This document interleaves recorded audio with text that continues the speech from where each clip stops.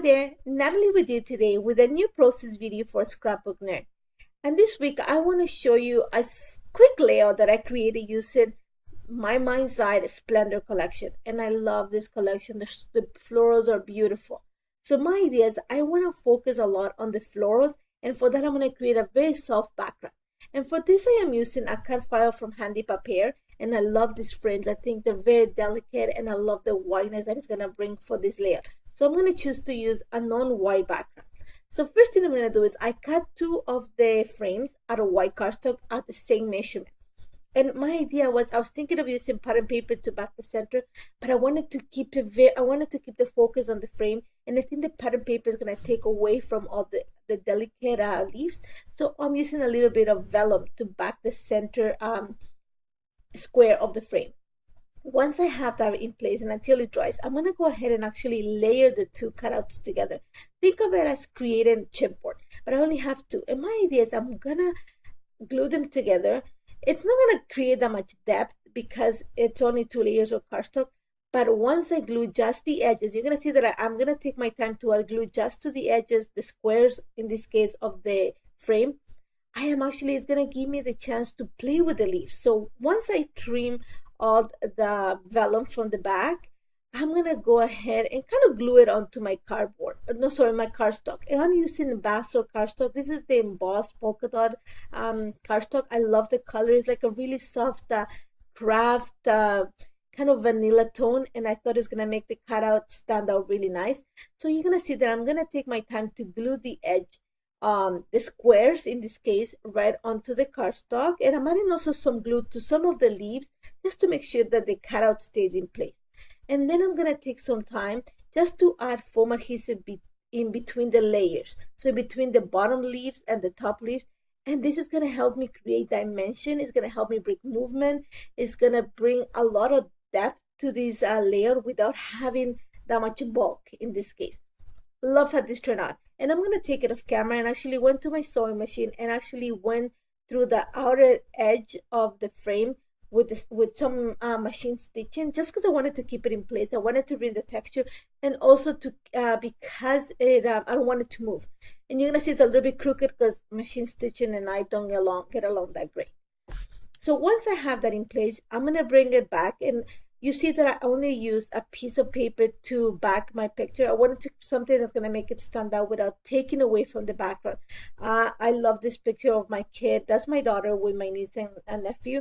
And even though there's a big age difference between them, that's how you'll find them. They're always happy to be together. And I love this picture. So I thought it would be perfect for this layout. I wanted something soft.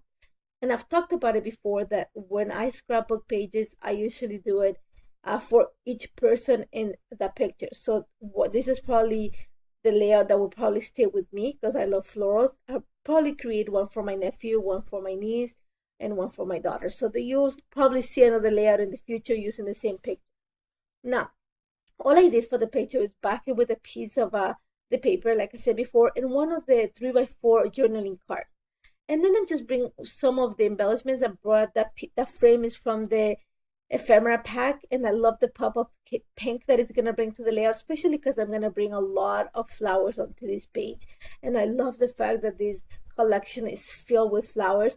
And I actually not a fan of photorealistic flowers, but these are just beautiful. I couldn't pass them out. And actually these are the ones that I'm going to use for this layout. So you're going to see that I'm going to use them to create clusters around the picture. And I also, when I bought the collection, I also got the planner stickers because it has a lot of, I do a lot of traveler's notebooks, but I think some of the sentiments you can use on this layout. But the stickers are really thin. So my choice was to glue it to a piece of white cardstock and then just fussy cut it. And it's just going to make it sturdier. And I left a little bit of an offset of the white cardstock just to make sure that it stands out. Now, one of the things you're going to see is I'm going to play it a lot with dimensions. So when I created the cluster at the top corner of the picture, I'm going to kind of make sure that the flowers are behind the picture. But when I'm going to create the cluster at the bottom of the picture, I'm going to actually use those stickers that are layered, because I want to add dimension. And then one of the things that I love with those little bees, and I thought because the frame has all these leaves, kind of a botanical look to it, so I'm going to add them to the layout, and it's just going to kind of bring the interest towards the picture. Now, to create a title, I'm going to pull a chipboard sticker from the Splendor collection, and I'm going to kind of go in a diagonal design. Since I already created my clusters at the diagonal corners of the picture, I think that the title is going to look great at the bottom corner of that center square that in a diagonal line. So for this, I am going to use, like I said, the chipboard sticker, and I'm also going to bring flowers just to create those repetitive elements, and because the colors are just the flowers are popping out, and the colors of the cardstock and the cutout. I love how this turned out, and it's super simple. It didn't take me long to create this. So you're gonna see that I'm gonna repeat again. I'm looking for those kind of photorealistic flowers in the collection. There's a lot of them, but I don't want a big cluster at the bottom. I do not want to hide the frame, and I think I just need a small little flowers. I already have the pink one, and I want that to be like my biggest flower. So I'm gonna look around the entire collection, and I have the entire collection just for a few more that are kind of going to help me create that cluster. Now that I have it in place, and at the top cluster I added one of the chipboard stickers that looks like a fern and is stamped in black, and I couldn't find any more that kind of match the same movement. So my choice was to stamp them out, and I actually have the stamp from the collection. So I'm going to use a little bit of distressed ink and just use a piece of leftover cardstock and just stamp it, and then I'm going to take it off camera and fussy cut around each one of the leaves. Now, I'm looking at repetition in this layout just to marry everything together. So you're going to see that, like I said before, I added one to the top cluster of the picture, and then I'm going to add another one to the title. I think it needs it just to create the repetition, and also kind of to frame, to give the direction for the title.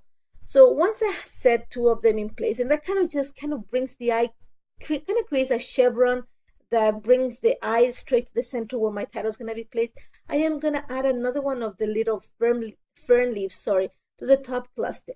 And then once I have that in place, again, I'm repeating elements. So I'm bringing some of those bees into the picture just to kind of guide you eye around the entire layout. Now, when I created my title, I love the fact that it says Happy Days, because that's pretty much what the day was. It's my nephew's birthday. And then I'm going to bring the Gingham Farr collection. And one of the reasons is the sentiments in this collection talk all about family and happy times, and I thought it was great. So I'm going to bring one of the stickers that says Happy Life, just to make it kind of a subtitle on this layout. And then I'm going to bring one of the brats. And I brought that brat that had a heart. So all I did is make a hole into the little sticker. I actually backed it with a little bit of foam adhesive just to give it some height.